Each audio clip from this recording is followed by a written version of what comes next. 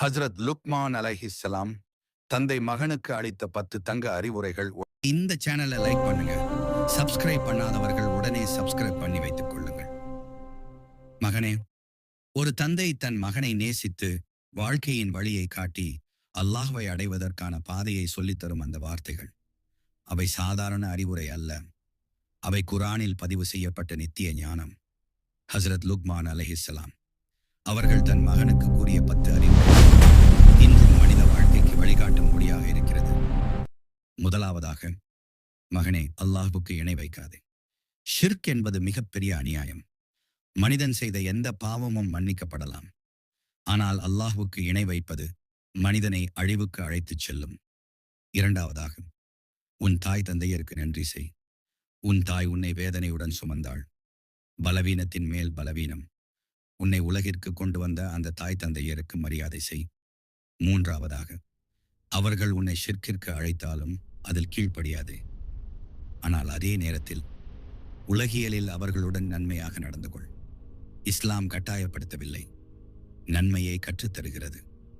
நான்காவதாக, ஒரு கடுகு விதை அளவு நன்மையோ தீமையோ இருந்தாலும், அது பாறைக்குள் மறைந்திருந்தாலும் வானத்திலோ பூமியிலோ இருந்தாலும் அல்லாஹ் அதை கண்டுபிடித்துக் கொண்டு வருவான். ஏனெனில் அல்லாஹ் மிக நுண்ணறிவாளன். ஐந்தாவதாக, தொழுகையை நிலைநிறுத்து. உன் வாழ்க்கையில் ஒழுக்கம் வேண்டுமென்றால், உன் உள்ளத்தில் அமைதி வேண்டுமென்றால், தொழுகை உன்னை தவறுகளில் இருந்து தடுக்கிறது. ஆறாவதாக, நன்மையை ஏவி தீமையை தடுக்க. நீ நல்லவனாக இருப்பது மட்டும் போதாது, சமூகத்தையும் நல்ல வழிக்கு அழைப்பதே ஒரு முஃமினின் அடையாளம். ஏழாவதாக, உனக்கு வரும் சோதனைகளில் பொறுமையாக இரு. பொறுமை என்பது பலவீனம் அல்ல, அது அல்லாஹ்விடம் உயர்த்தும் மிகப்பெரிய சக்தி. எட்டாவதாக, மக்களிடம் அகந்தையுடன் முகம் திருப்பாதே. உன் அறிவோ செல்வமோ பதவியோ உன்னை உயர்த்தாது. தாழ்மையே உண்மையான உயர்வு. ஒன்பதாவதாக, பூமியில் பெருமையுடன் நடக்காதே. அல்லாஹ் அகந்தையர்களை விரும்புவதில்லை. மண்ணிலிருந்து வந்த மனிதன் மண்ணை மறந்து நடந்தால் அவன் வீழ்ச்சி உறுதி. பத்தாவதாக, உன் நடையை மிதமாக வைத்துக்கொள். உன் குரலை தாழ்த்திக்கொள். ஏனெனில் மிக மோசமான குரல் கழுதையின் குரலே.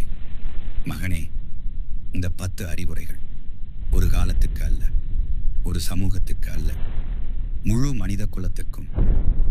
இன்றும் நாம் வாழ விரும்பினால், அல்லாஹ்வின் விருப்பத்துடன் வாழ விரும்பினால், லுக்மான் அலைஹிஸ்ஸலாம் அவர்கள் கூறிய இந்த 10 வார்த்தைகளை வாழ்க்கையாக மாற்ற வேண்டும்.